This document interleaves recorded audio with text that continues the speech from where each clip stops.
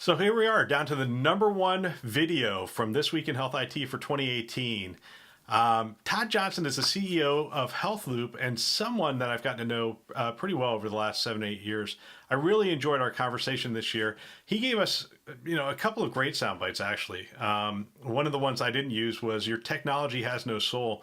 It's a great story of Todd presenting to a Silicon Valley investor, and it was some funding round. He was showing him his technology, and the gentleman looked at him and said, "You know what, Todd? The problem with your technology is it has no soul." And it was a transformative event for him. It caused him to change how he thought about developing the technology around the user experience, and he now talks very significantly about building empathy into the applications that he's putting out there into the marketplace. You'll want to look that one up because that's not the number one video, even though I'm excited about it.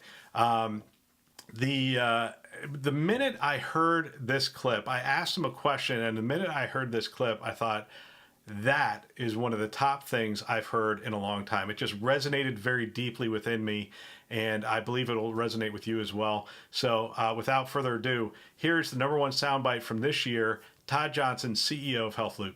All right, so this is a selfish question. Let's talk about implementation from a digital entrepreneur standpoint. What are the characteristics or activities that organizations that have successful implementations, what do they have in common? Yeah, it's conviction, right?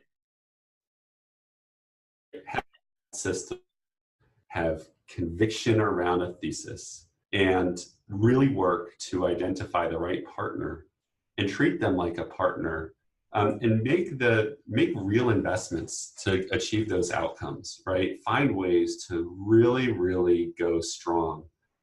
I think it's almost that simple, and clearly when there's the right economic incentives and organizational objectives that we can align those incentives together, it works. We've seen, and you've seen this, the emergence of the pilot, right? There's so many damn pilots, and now we have innovation centers that just, they're pilot wood chipper factories. And on the one hand, it's great that, health systems get to take a test run for digital innovations, and digital innovators get some test runs with hospitals.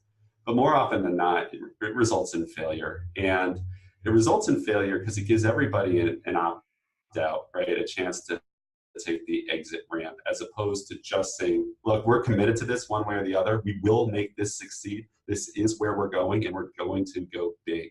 And I think that's really the critical, like when a health system has conviction and is committed to achieving real outcomes and is willing to expend the energy to get the change management inside, the sky's the limit, right? You can do amazing things. Without that conviction, you can sputter.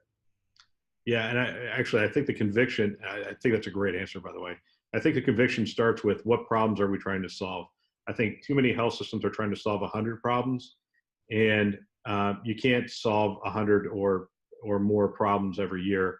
You almost have to say, these are the 15 to 20 problems we are going to solve this year, and we're going to focus our energy, our resources, our investments on these 15 to 20 problems.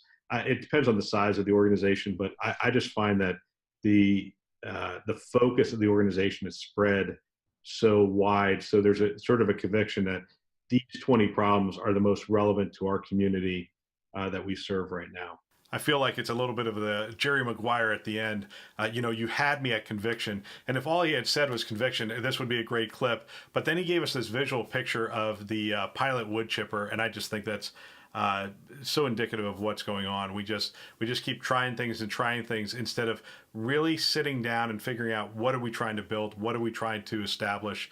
Are we trying to do experience for the clinicians? Are we trying to do experience for the patients? And really setting the direction for our partners, for our system, for our staff. And I just think it's a phenomenal answer. It resonates with me, and I hope it does with you as well.